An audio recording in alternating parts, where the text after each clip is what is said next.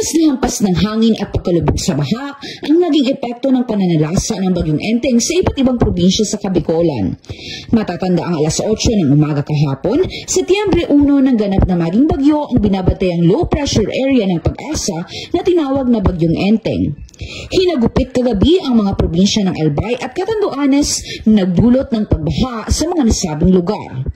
Dahil dito, pansamantala pa rin kanselado ang mga biyahe ng barko sa Catanduanes. Nag-anunsyo na din na walang pasok sa lahat ng level, mapapribado man o pampublikong paaralan ang mga lokal na pamahalaan sa Bicol Region at iba pang karatig na rehiyon. Lagi namang nakaalalay ang pambansang pulisya para sa mga rescue operations upang tulungan ang ating mga kababayang mailikas at mailipat sa mas ligtas na lugar.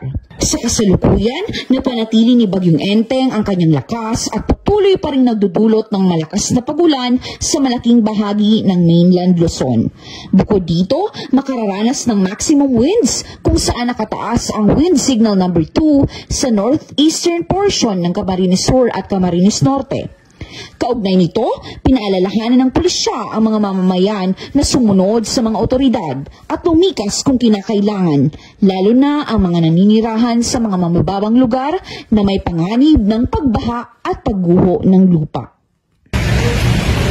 Mula dito sa Legazpi City, Albay, ako ang inyong PNN correspondent, Patrolwoman Jera de Luterte, alagad ng batas, tagatagpulo ng Balitang Pulis.